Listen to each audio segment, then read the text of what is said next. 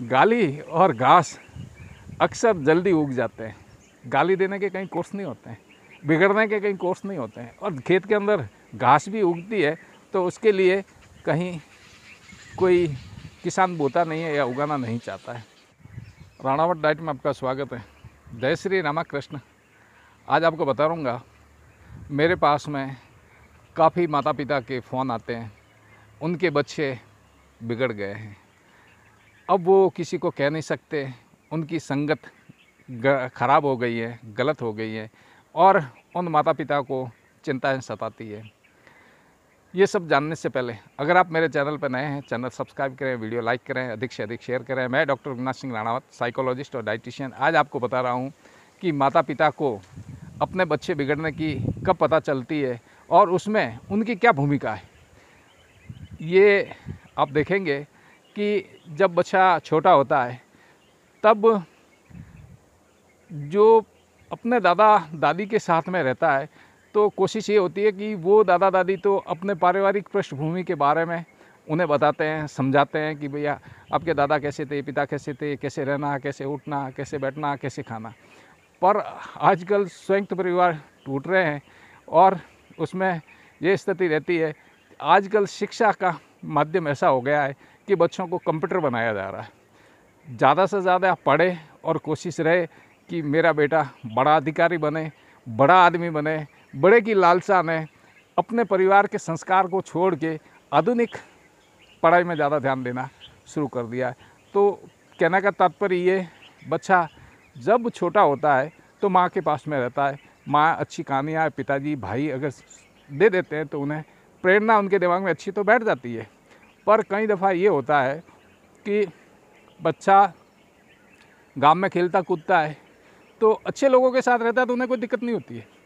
पर जो बच्चा भयभीत है, माँ का पल्लू पकड़ के रहता है, वो बच्चे भी दिक्कतों का सामना करते हैं।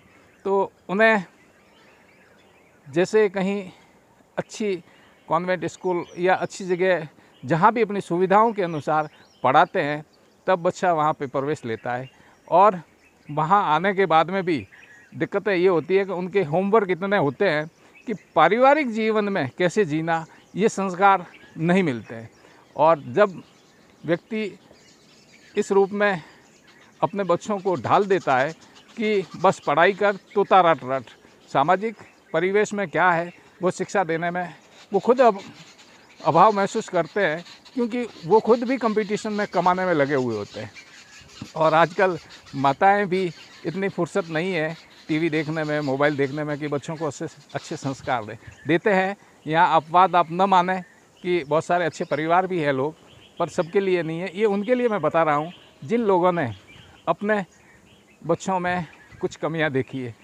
अब आप देख लीजिए, अगर आपका बेटा है, कोई गलत कर रहा है, अगर आप उसे टोक देंगे, रोक देंगे तो बिगड़ने से रुक जाएगा।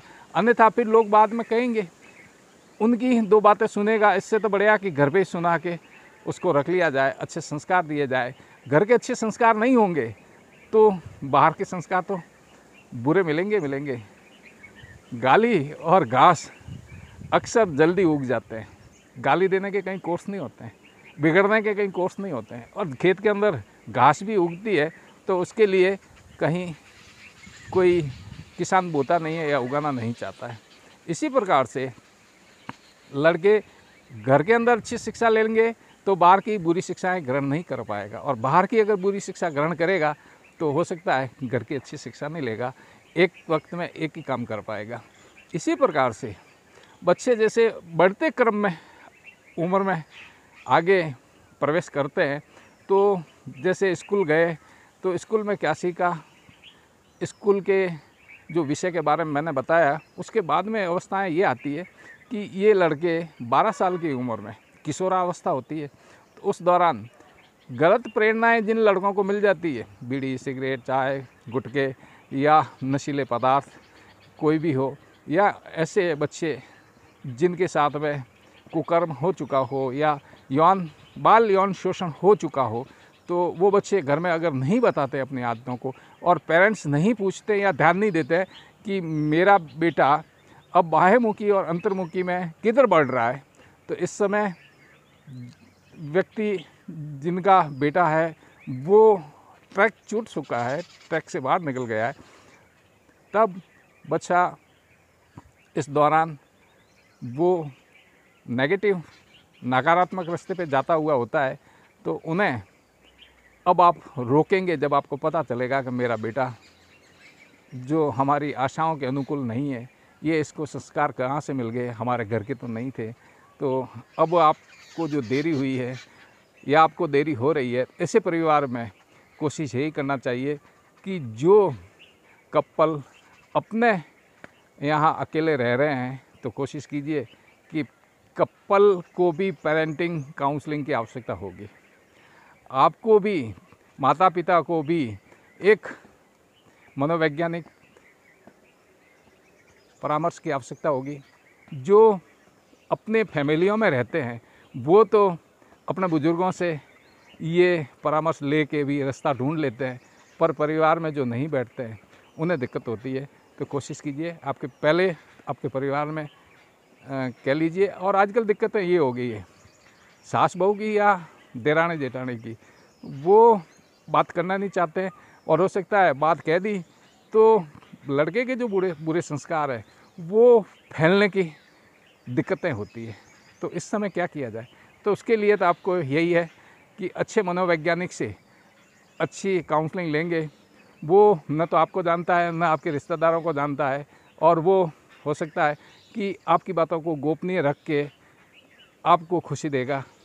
जहाँ भी हो, हिंदुस्तान में बहुत सारे मनोवैज्ञानिक हैं, आप कहीं भी उनसे संपर्क कीजिए। और बड़े बच्चे हैं, उस दौरान आपको कैसे व्यवहार करना है, बिगड़ चुके हैं या अच्छे हैं, तो उसमें आपको एक अच्छे व्यवहार की उम्मीद आपका बच्चा भी करता है। जो आपको पता नहीं है, ये पहल आपको करनी पड़ेगी। मिलते हैं नए अपडेट वीडियो में, तब तक के लिए जय हिंद,